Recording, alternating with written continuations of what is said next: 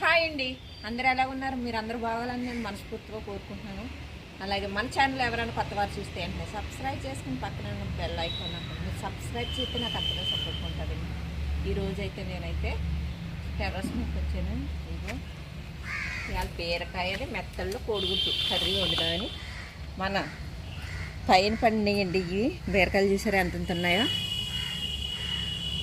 అవి పోయడానికి వచ్చాను పైకి. చూసారా? ఇదిగో ఒక్కొక్క కాయ చూడండి ఎంత ఉంది. ఇదిగోండి అలా హార్వెస్ట్ చేసేసుకున్నా. ఒక్కొక్క బీరకాయ మనకు దగ్గరగా ఒక 1/2 kg వరకు వస్తుంది అనుకుంటున్నాను. ఇది చూడండి,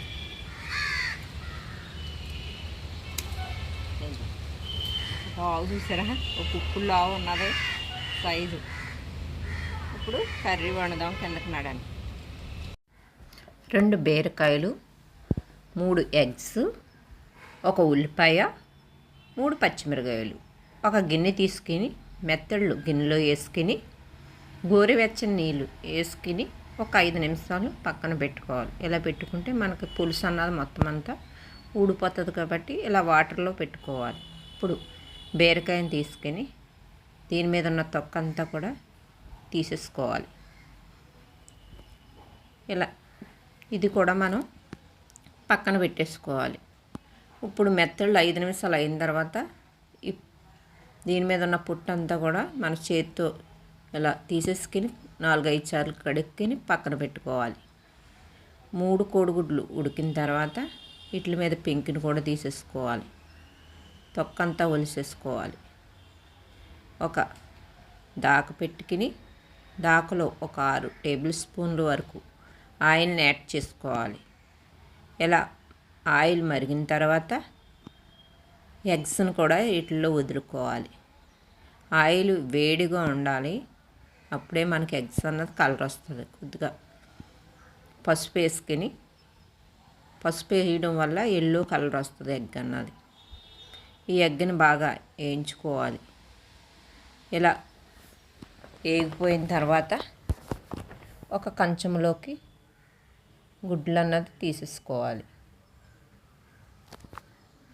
ఇదే ఆయిల్లో మనం మెత్తలు కడిగి పెట్టుకున్న మెత్తలను కూడా వేసుకుని బాగా వేయించుకోవాలి. ఏంటి మెత్తళ్ళు ఆయిల్లో వేయించుకోవటం వల్ల నీసు వాసన అన్నది రాదు. ఇదే ఆయిల్లో కట్ చేసిన ఉల్లిపాయలు, పచ్చిమిరకాయ ముక్కలు వేసుకుని ఉల్లిపాయలు బాగా మగ్గే వరకు బాగా చిన్న మంట మీద మగ్గించుకోవాలి. ఇలా మగ్గిన తర్వాత 1 స్పూన్ కారం, కొద్దిగా పసుపు, కొద్దిగా సాల్ట్ వేసి కలుపుకొని మనం బీరకాయ ముక్కలను కూడా వీటిల్లో యాడ్ చేసుకోవాలి. మన కారం, పసుపు, ఉప్పు వేసుకుని ఉల్లిపాయ మగ్గిన తర్వాత బీరకాయ యాడ్ చేసుకోవటం వల్ల మనకు బీరకాయలోంచి వాటర్ వస్తుంది కాబట్టి దీన్ని చిన్న మంట మీద పెట్టి మూత పెట్టి మగ్గించుకోవాలి. ఇప్పుడు మసాలాలు చూద్దాం.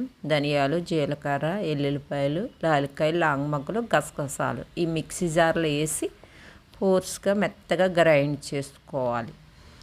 ఇప్పుడు మెత్తళ్ళు వేసి మగ్గిన తర్వాత కొద్దిగా వాటర్ వేసి వేయించుకున్న కోడిగుడ్లను కూడా దీంట్లో యాడ్ చేసి ఒకసారి గట్టితో కలుపుకొని ఒక 10 నిమిషాలు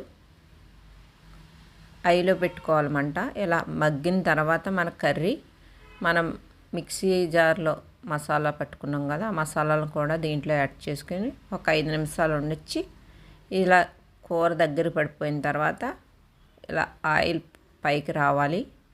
ఇప్పుడు మనం గ్యాస్ కట్టేసుకొని సర్వింగ్ చేసేసుకుంటామే.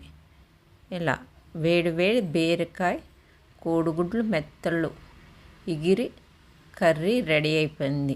ఇది మనకి రైస్లో వేసుకుని తింటే చాలా బాగుంటుందండి. మెత్తల్లో వేసుకున్నాం కదా, సూపర్గా ఉంటుంది.